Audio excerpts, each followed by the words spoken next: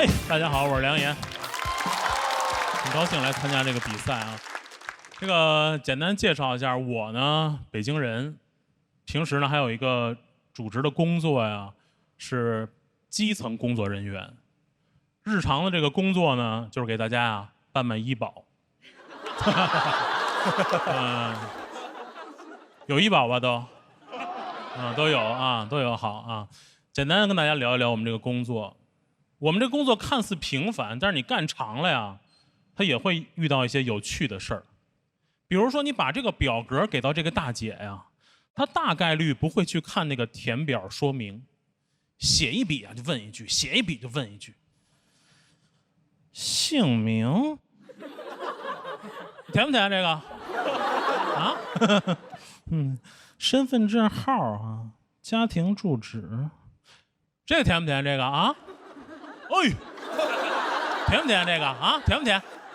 你知道被问多了是一种什么感觉？我就觉得我也不像一个工作人员，我就像在菜场卖桃。我说大姐，这填啊，大姐。啊，这也填，我这都填。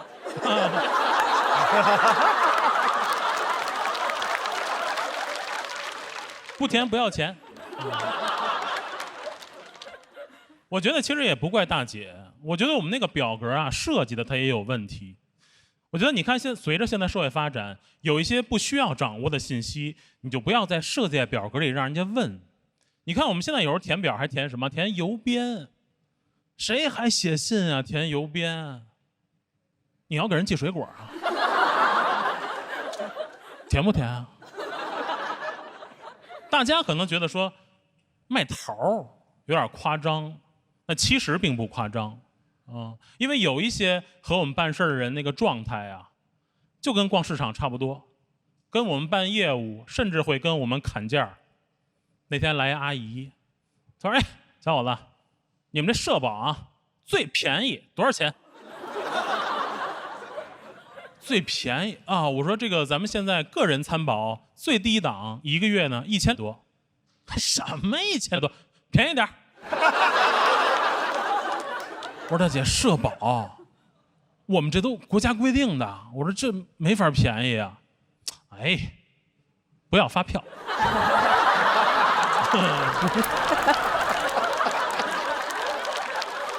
不要发票，那不要发票我也不送饮料啊。我说大姐，这真不能便宜。大姐急了，走了啊。走吧，想什么呢？其实我从情感上我愿意配合他。我说回来吧，回来吧，你带一份来吧。不会对吧？但是其实这些还好，还有一些呢，我相信大家在工作中啊也会遇到，就是那种伸手党，什么都不能自己干，什么都要你帮他干。那天呢来一大哥，他说：“哎，你们那个工作就是这什么证啊？这怎么办啊？这个？”我拿出我们这个办事指南啊，打开，用手指着跟大哥说：“我说您看这个上边啊，对单位的要求、个人的申请条件、办理流程、所需材料都有介绍。我说您呢，简单看一看，哪块不清楚不理解，我再给您讲。”那大哥啊，一把拿过来，嘎吱窝里一夹，啊，是，怎么办？我去，我说你看啊，没辙是吧？我说那我跟您说一说啊，咱先说单位，我们要求单位啊成立时间1年以上。注册资金100万以上，年度纳税50万。我这讲着讲着，大哥急了，哎呦，你别说了，你给我写下来吧。什么？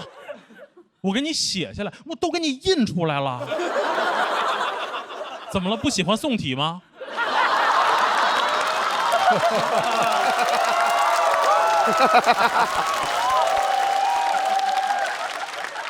我脾气也不好，我说大哥你也这么大年纪了，你能不能自己干点什么呀？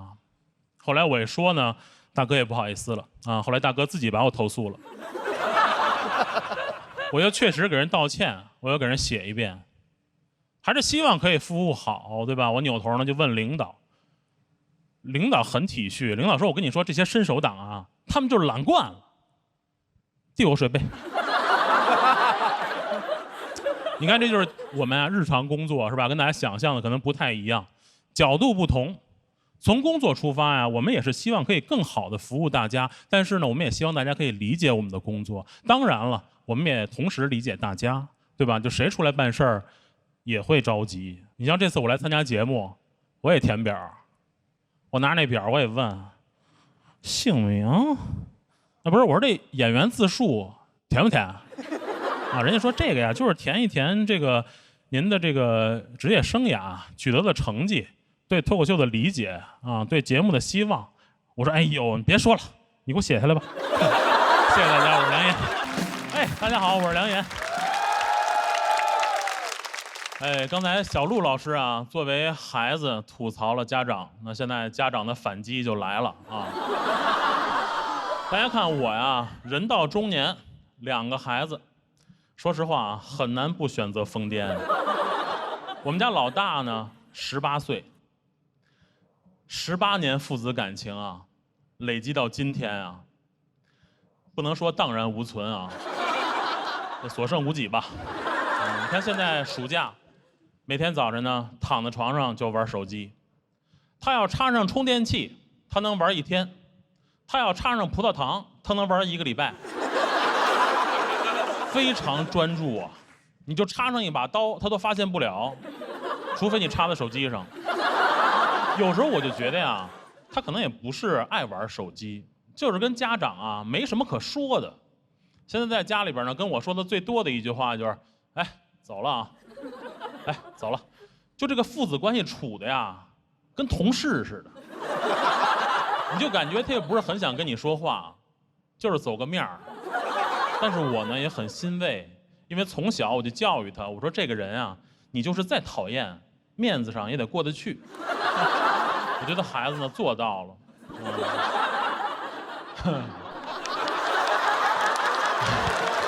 谢谢大家，谢谢大家能理解，没想到这么年轻都能理解啊。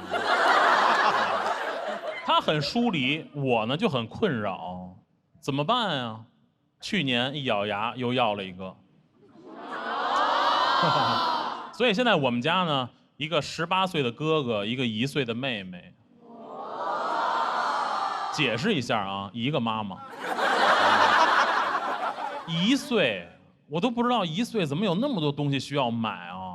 你看他现在这么小，他居然有自己的床，有自己的衣柜，有自己的冰箱，有自己的洗衣机。我说干嘛要出去单过呀？我说你哥还没走啊？我不知道大家对这个小朋友的家电啊有没有了解啊？你要是说他一点用也没有吧？确实，它就是一点用也没有。什么洗衣机啊？儿童洗衣机，就那么大一点点。他这个洗衣机如果脏了，可以扔我洗衣机里洗。他说这个大人的衣服啊有病菌，孩子的衣服呢要单独洗单独晾。我觉得呀也没有问题。但是我们下班回家抱孩子可都穿着衣服，没有哪个家长回家先脱一干净再抱孩子。哟，宝贝儿。没有，对吧？没有，母乳冰箱也是那么大一点点，专门放奶瓶，说搁我们那冰箱里面呢，怕串味儿。我说我那里有不放袜子，串什么味儿？家电除了家电，还有很多需要花钱的地方，生怕委屈孩子。你看，从孩子一出生，家长就围着给拍照，但是满月还是要出去拍满月照，20张照片入册呀。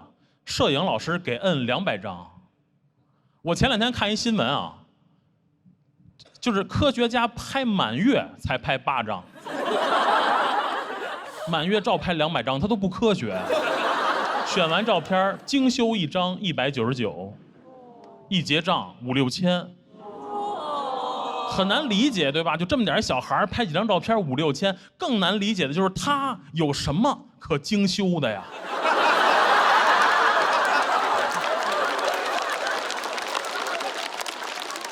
他精修什么？你给他 P 个1.2米大长腿，他自己49厘米，你给他瘦脸瘦身，我说不会是往年轻了修吧？不能再年轻了，再年轻就没了。修完了说家长，你看这，你看这小细胞就是宝宝，你看还游呢，还游呢，就爱游泳。说到游泳。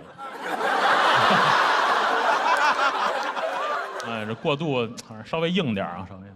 说到游泳，现在大家知道吗？居然有婴儿游泳。啊，婴儿游泳，哇，我也买了啊。婴儿游泳，我想婴儿怎么想啊？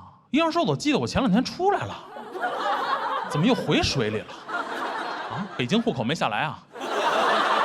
我不知道大家觉得小孩啊几岁学游泳合适？我是觉得啊，是不是起码等他会叫救命？你知道更夸张的是什么？婴儿游泳居然还有教练。教练，我说婴儿跟教练怎么交流啊？英语。哎，人家真给我们找一个教练，那个教练呢抱着孩子，先用脚啊试试水温，水温合适就把孩子放水里边涮。哎呦，涮了不到1分钟啊，睡着了。我说来吧，教练展示吧，是吧？那教练呢也很无奈，他也不能把孩子叫醒，他也不能什么都不干，他就在那水里边划了，给我都看乐了。我说那你划了跟我划了有什么不一样啊？我说这个游泳啊，我是比不过你，但是要说上班划水，真的，我觉得养孩子真的太费钱了，而且什么感觉？就现在我觉得也不是我们家庭的问题，就这个时代的问题。对于这个小宝宝的照顾啊，有点过于精致了。你看他现在这么小啊，他居然有自己的牙刷。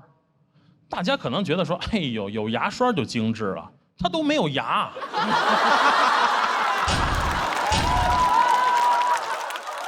每天就拿那个牙刷捅牙床子。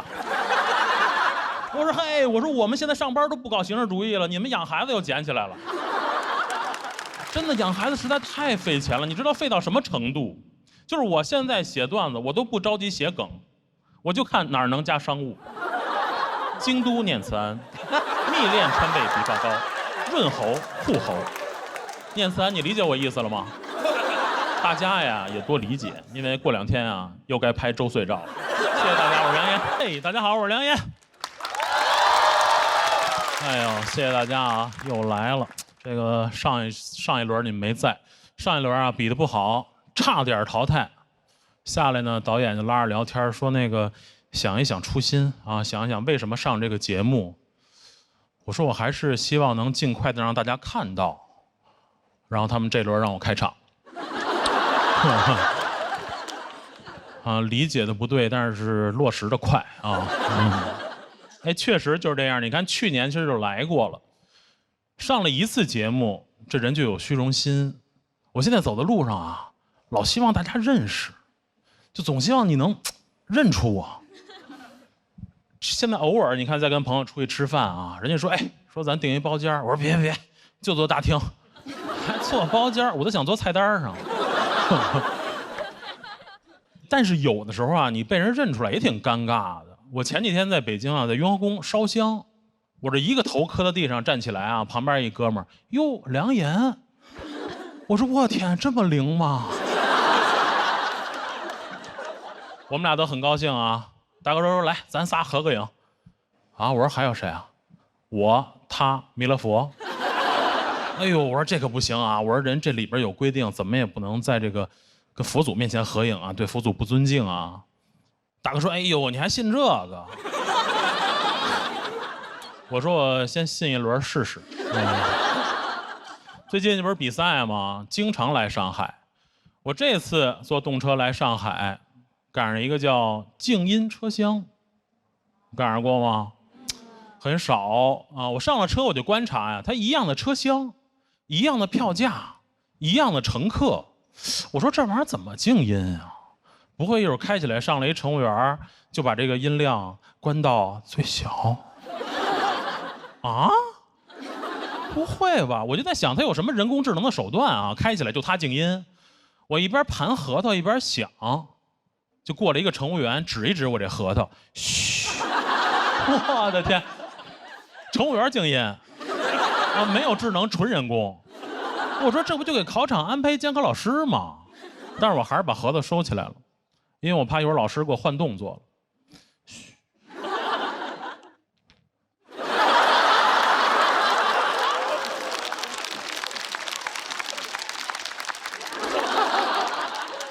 尊重老师啊！这个所谓的静音车厢，就是会有这么一个专职乘务员嘘大家，就他这个嘘还是个刚需。刚嘘完我继续往后走，走了没2步啊，又回来了，跟我这个过道隔壁大哥继续比划。但是人家那大哥呢也不打电话，也没有外放，人也不玩核桃，唯一呢就是跟我一样也是一胖子，确实啊喘气儿有点粗。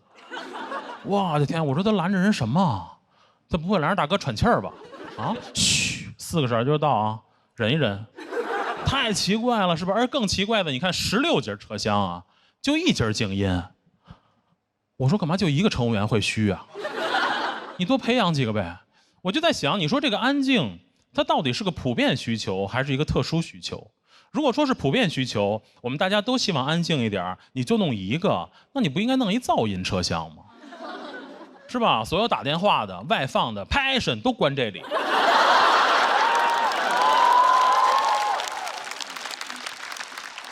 在这个车厢里，你就不能安静，你安静就会有乘务员过来说你干嘛呢？燥起来啊！整节车厢啊，就你们俩最安静。大家也能想象，就是靠这个静音啊，它肯定不管用，对吧？它要说管用，它顶多就是对有一点道德要求的成年人管用，小孩就完全不管，因为每次乘务员跟他嘘的时候，小孩就跑过去了，他得追着小孩一直嘘，嘘，一直嘘，小孩就上厕所了，从厕所出来接着跑。哎呦，小孩真能跑，就他在车厢里跑动的距离，要是折算到铁轨上，他能比我早到半个小时。我说咱孩子有这特长，还买什么火车票啊？早点出来就跑吧，是吧？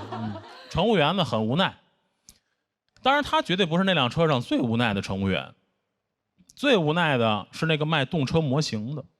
哎呦，那个太可怜了，他都不如马路边那个游泳健身了解一下。那个游泳健身真的会有人了解，但是这个动车模型啊，真的没人会动。你别说我不信，他自己都不信能卖出去。从早上一上班就对自己的工作不抱任何希望，手里拿着这个不知道哪年发的动车模型啊，就一遍一遍问啊：动车模型有需要的吗？动车模型有需要的吗？一遍问乘客，一遍问自己。这动车模型有需要。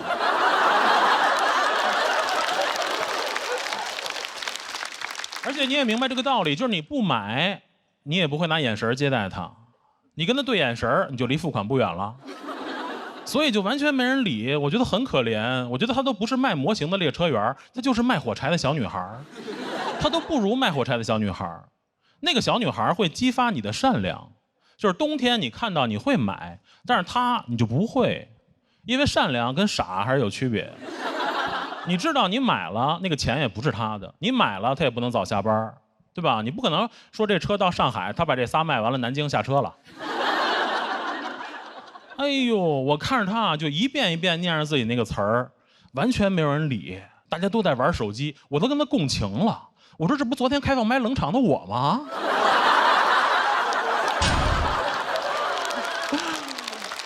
哎呦，但是其实我也能理解，这就像一部分人的工作，对吧？你没有太多的这个自由发挥的空间，领导就安排的就这活儿，那怎么办呀？硬着头皮干呗，对吧？坚定信心，文本应该没问题。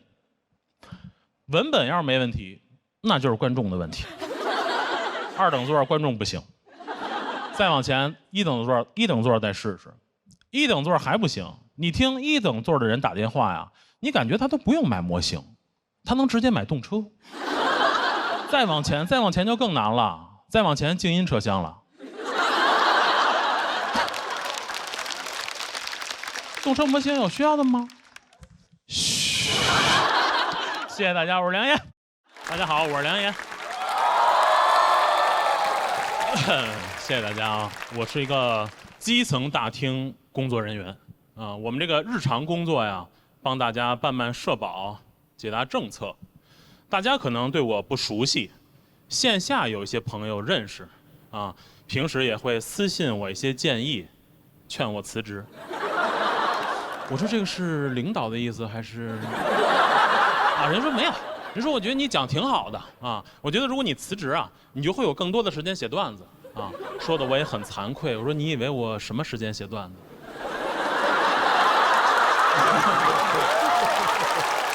开玩笑，开玩笑，我们这个工作呀还是很忙啊，尤其在咨询台，就有的人他来了半个钟头啊，你都不知道他要干嘛。就大家身边也会有这种朋友，就是他说话呀不着重点。那天呢来一大姐，她说：“哎，小伙子，我跟你说啊，我呀，北京人，我们家里边啊3套房，我这个背景啊不能跟你多说。”我说是，我说大姐您要问什么呀？大姐说：“哎，我跟你咨询咨询我们家小孩儿，我们家那孩子，哎呦，特别帅。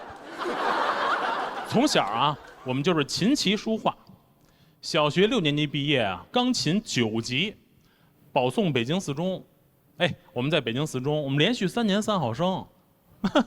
哎，我们现在出国留学了，加州大学洛杉矶分校，而且啊，全额奖学金，而且啊，门成绩都是 A。哎，而且是他们学校篮球队唯一的一个中国孩子。而且我说大姐，我都弹窗了。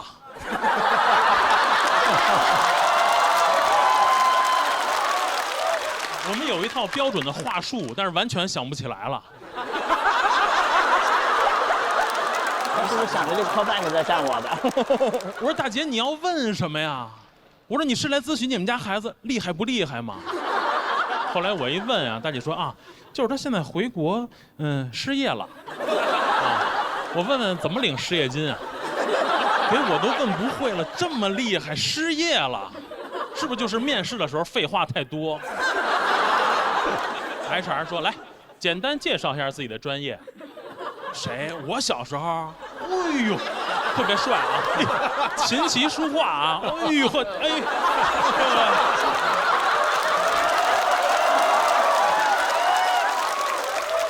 回家等通知啊。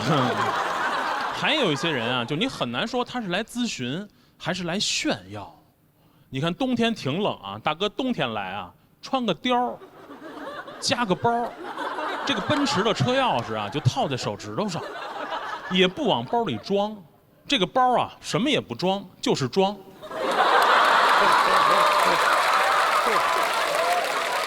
他其实本来把车停在停车场，走进办公楼，他那车钥匙呢就在包里装着。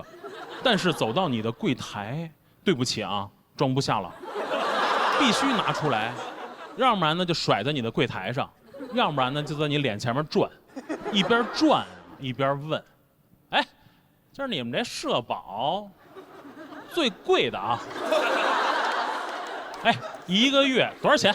我的天，我说咱们现在个人参保啊，最高档1个月呢6000多呢，嘿呦，才6000多啊。6000多，你这样啊，你先给我来10份。我说大哥理财来了，你看我工作10多年了，我头一次见到对这个这么信赖的人。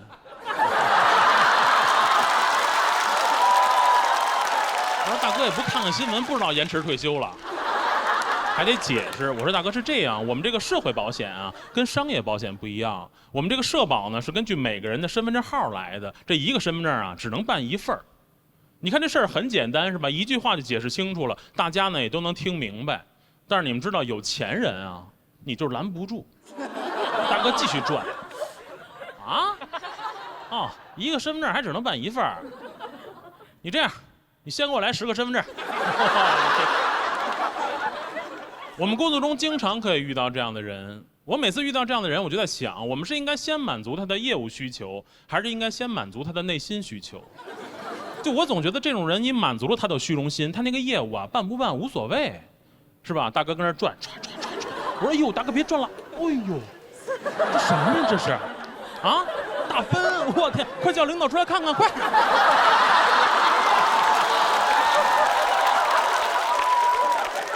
那时候你再问大哥，你说大哥办什么业务啊？大哥说业务，什么业务？你玩你的，你玩。但是这个呀也还好。也还好，就他终归他还有一个业务要问是吧？还有一些更夸张，就来我们这个业务大厅没有业务。那天早上一开门，进来一对大爷大妈2口子。大爷路过咨询台，指着我，哎，天热多喝水啊。吓我一跳，我都没有来得及感谢大爷，大爷自己就去多喝水了，喝的我们的水。我们那个饮水机，11升那种大桶，大爷从书包里掏出小水壶就开始接水。就大爷这水壶怎么形容啊？他要是接2壶，我这1桶不够。大妈就留在咨询台牵制我。大家都去过我们这种政务大厅啊，我们那个咨询台上会放着很多的宣传折页、办事指南，大妈呢随手翻看。哎，小伙子，这能拿吗？这个？我说嗨，我说您拿呗。说完我就后悔了。大妈从兜里瞪出一黑色垃圾袋，能拿是吧？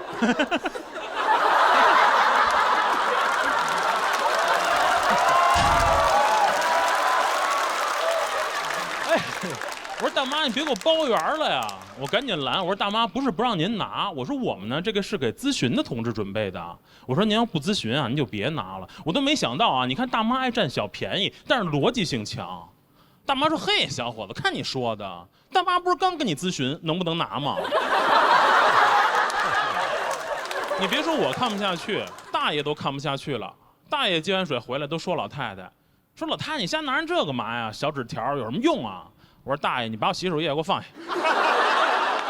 我一会儿看着大爷大妈进完货走啊，我回头再看看我们这大厅，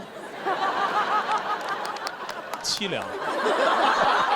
那你说怎么办？你也不能报警是吧？我觉得真报警，大妈都可能会问警察说：“师傅，你这手铐你平时用吗？”谢谢大家，我梁岩。寿桃非要来。哎呀，大家好，我是梁岩。有朋友已经认识了是吧？去年就来了啊，走得太快了啊。其实我觉得淘汰的早呢也正常啊，确实还是年纪大走人家前面了。节目第1期一播，我朋友非常高兴，说：“哎呦，我说你是不是马上就走起来了？”我说：“啊，我说马上就走了。”大家知道吗？去年年底还有一个活动叫爱奇艺尖叫之夜。啊，你看有的朋友知道，你别说我去啊，我都不知道这事儿。朋友也问说：“哎，我说我看那尖叫之夜那谁谁去了，你怎么没去啊？”啊，我说我自己叫了啊。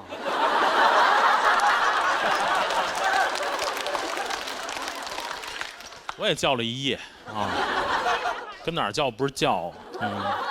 去年上节目，其实确实还是可以清楚的看到啊，跟头部演员的差距。你看他们就会有单人的广告在地铁里。我跟他们不一样，我都是真人在地铁里，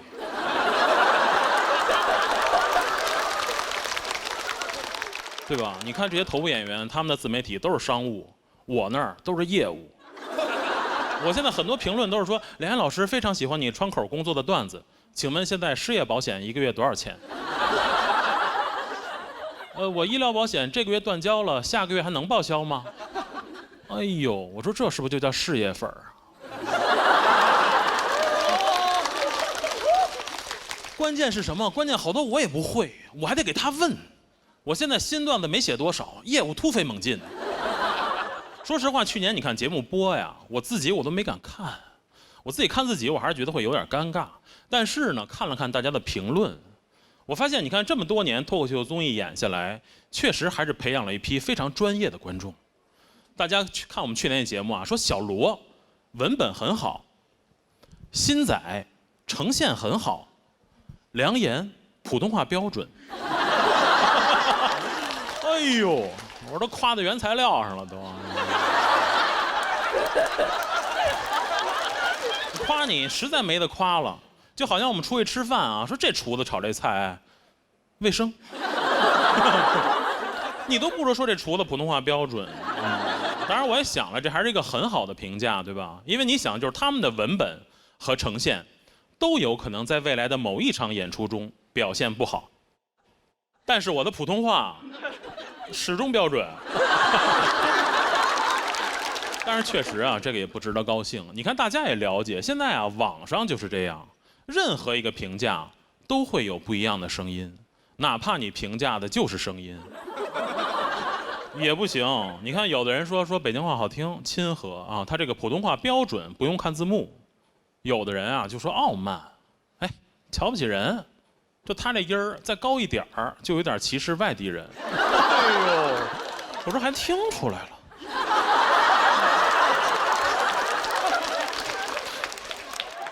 没法解释啊，他没有逻辑，他不说内容，他就说口音，这玩意儿怎么改啊？我从来没想过有一天北京话被歧视，是因为疑似歧视外地人。他那个评价啊，他那音儿再高一点儿就歧视外地人。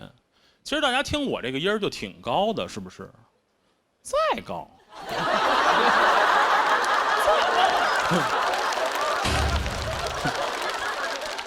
我试了，再高一点儿，我除了皇上谁我都瞧不起。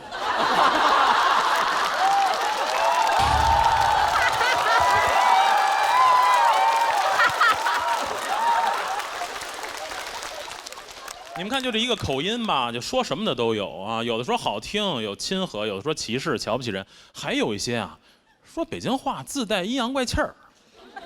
笑什么？这是铺垫啊，这是铺垫。我自己不觉得啊，我看好多朋友写 report 说，哎，说听梁岩讲脱口秀就跟那个单位同事啊、大哥聊天似的，挺好的。我自己判断不准，我回家问我妈，我说您觉得北京话阴阳怪气儿吗？我妈说哟，这你还用问我啊？有一点啊。节目下来，你知道吗？也远没有达到自己的预期，就是还是没有人认识。我现在在北京呢，大概啊2周被认出来一次，2次被认错一次。节目播出，夏天我逛潘家园，逛完了呢，我出来打车去演出，我打那车还没到啊，另外一辆车停我前面了，摁下窗户来看我。颜良，颜良，哎呦，我这都喊激动了。我说我现在都有外国粉丝了啊！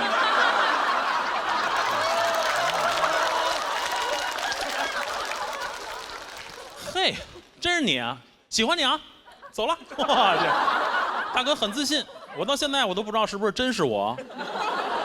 大哥认错了就走了，一会儿我打那车来了，我打那车，网约车挺逗的，前面摆俩手机。一个导航，一个炒股，哎呦，他就给我一种啊一边挣一边扔的感觉。但是这个挣的吧，就远远赶不上扔的。我甚至觉得他如果不炒股，他可能都不用开车，因为你想他一边开车一边炒股啊，你不难判断他大概率炒的不怎么样，是吧？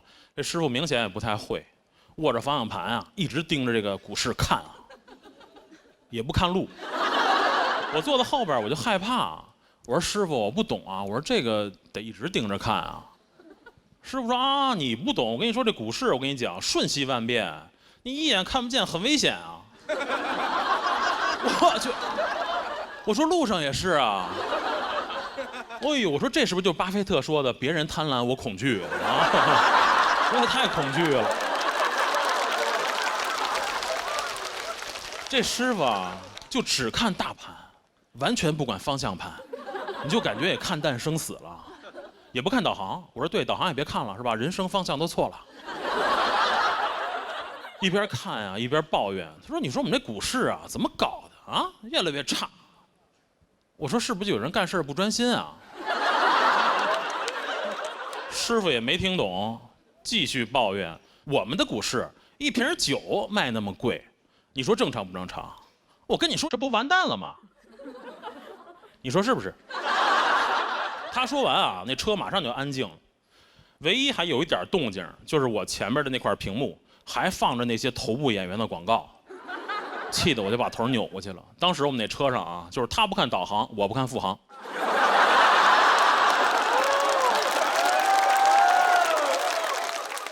确实我不炒股，我很难跟他共情。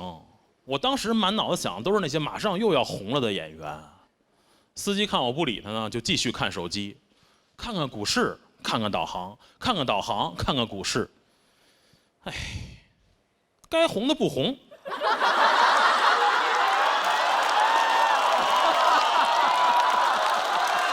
我跟你说，人有时候共情就是一瞬间。我说没错，这世界完蛋了。谢谢大家，我是梁岩。大家好，我是梁岩。哎呦，很开心啊，又来了。你看，现在观众也认识了，是吧？去年头一回来，大家都不认识，我也很紧张。我去年来之前，我还问了问我妈，我说我要去上海比赛，有没有什么要嘱咐的？我妈说啊，到人家那儿啊，少说话，早点回来。我说也可以不去啊，也可以不去。哎，但是你别说，做到了是吧？很快就走了啊。确实啊，家里边也一堆事儿。去年我也讲了，家里边呢还有2个小朋友，是吧？哥哥大了，那妹妹还小，还要请个阿姨帮忙照顾，就很困扰啊。我媳妇就觉得选不好，我就劝我说你随便选一个，不合适我们就换。我媳妇说我啊不行，我看人不准。啊，是那意思吗？看人不准，骂人挺脏。我说你这样，你就选一个有经验的。他说不行，有经验的都油，爱偷懒儿。我说那你找一新手。他说新手啊不行，带不好。我说那你找一岁数大的。他说不行，岁数大都干不动。哎呦，我说你找一年轻的。他说你要干什么呀？哎呦，我要干什么？我要跟阿姨出去单过。他说你别废话啊，你刚才你都笑出来了。我说我这是苦笑，我还笑出来，不小心啊。选不好，其实我也能理解，是吧？你家里突然来个外人，又照顾孩子，总是不放心啊。后来我也选烦了，我说干脆别选了，就让我妈来就完了。我媳妇说：“哎，选好了。”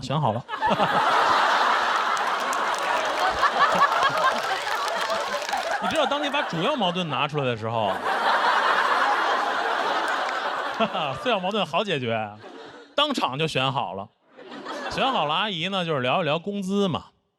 哎呦，阿姨这工资也不是说高，也不是说低，阿姨这工资啊准。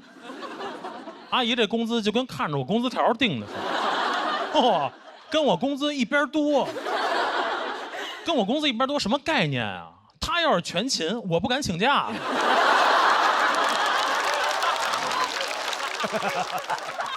其实关于阿姨这工资啊，我想过，你比如说我1个月我挣好多啊，我就不差阿姨这点工资，我1个月2000，我自己辞职当阿姨。现在它一样。当然我知道有的朋友会说啊，一样，你也可以自己辞职当阿姨，你还能自己照顾妹妹。但是我们那个本职工作不是还有5险1金？阿姨这工作管吃管住，我呢上班不远，她就住我们家。哎呦，我们俩这工作一时间还有点难分伯仲。哎呦，我说我这工作还没点优势。我说我这工作稳定。阿姨说对，你稳定我就稳定。狠狠被拿捏啊！签了合同越想越别扭。你看原来上班就跟妹妹说爸爸上班挣钱给你买好吃的，现在不行了，现在上班挣钱都给阿姨了。什么感觉？现在感觉为人民服务啊，很具体。为阿姨服务啊！我说我还给你发工资，我说我干脆直接让我们会计打你那儿得了，那咱俩工资都一样。阿姨说：“哎呦，你净开玩笑，你哪能那么没出息？”阿姨来了呢，就是融入的也很快，几天啊就有主人翁意识了。现在每天在家里抱着妹妹送我上班，走吧，就忙去吧，啊，就给我挣工资去吧。哎呦我天！我走我也不放心啊。我说阿姨，您记得给孩子喝奶粉。阿姨说，非喝奶粉啊？我说不，非喝奶粉。二宝啊，特别喜欢那个飞鹤、星飞帆、卓瑞，聪明宝宝都爱喝。阿姨说，行了，别嘱咐了，快去挣奶粉钱去吧。我说，哎，你别说，挣着了啊。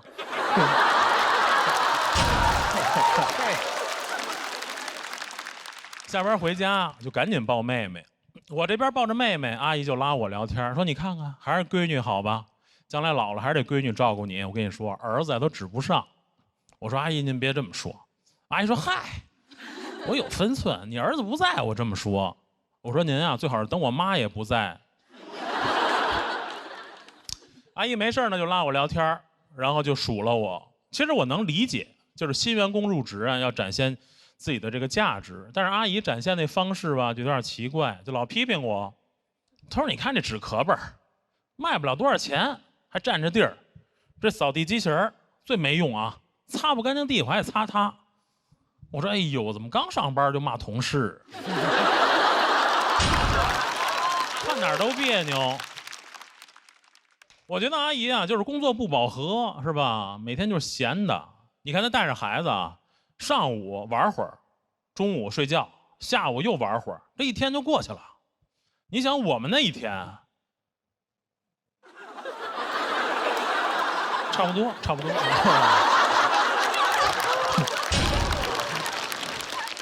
难怪工资一样多哈。我说阿姨不行，干脆你上我那儿上班就得了啊，反正工资都一样。阿姨说：“哎呦，你净开玩笑，我哪干得着你那活儿啊？”哎呦，我说您别说啊，差不多。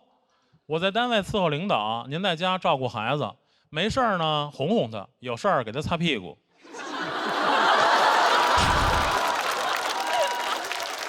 阿姨想了想，阿姨说不一样，说我在家就擦这一个屁股。